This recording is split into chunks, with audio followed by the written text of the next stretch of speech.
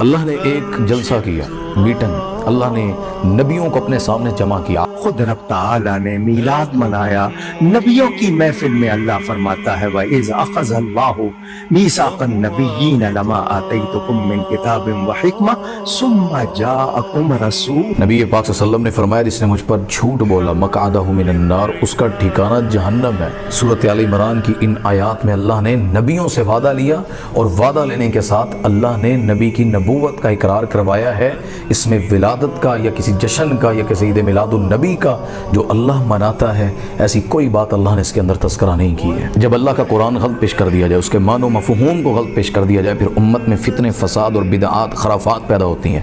اللہ نے سورۃ آل عمران کی 81 نمبر آیت میں جو بات کی ہے وہ جلسہ تھا۔ اللہ نے تمام نبیوں کو جمع کیا، آدم سے لے کر عیسیٰ تک۔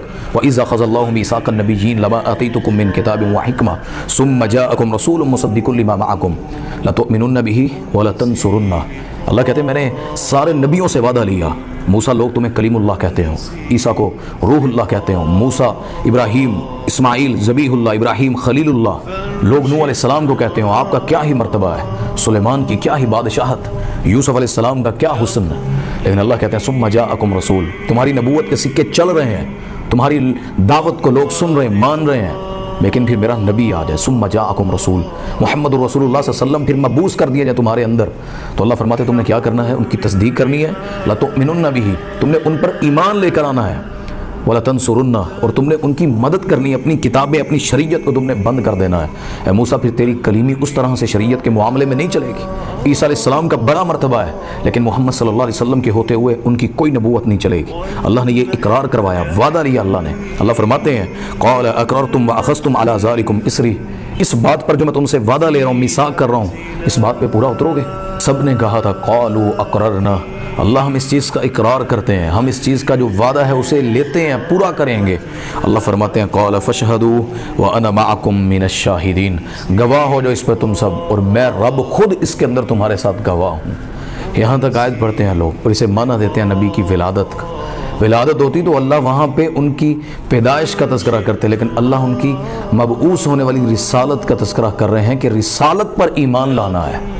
اور سب سے بڑی بات، آ جائیں آپ اس بات پر بھی، اگر کوئی بندہ نبی پر ایمان نہ لائے، ان کی باتوں پر، شریعت پر، ان کی سنت پر، ان کے احکامات پر، اور کہتا پھرے کہ نہیں جی میں خود بیان کرنے والا، میں خود بنانے والا، خود اپنی طرف سے بدعات، خرافات کو پیدا کر دینے والے، تو اللہ نے اگلی آیت میں کیا فرمایا؟ سورۃ آل عمران کی وہ جو 82 نمبر آیت، فمن تولی بعد ذلک فاولئک هم الفاسقون، اگر کوئی نبی اس اقرار کے بعد، کوئی پیغمبر اس وعدے کے بعد اپنی نبوت کے سکے چلاتا رہا، میرے نبی کے آنے کے بعد اپنی باتیں کرتا رہا، تو اللہ کہتے ہیں فمن تولی بعد ذلک فاولئک هم الفاسقون، میں رب اس کا نام نبیوں سے نکال کر فاسقین میں شمار کر دوں گا۔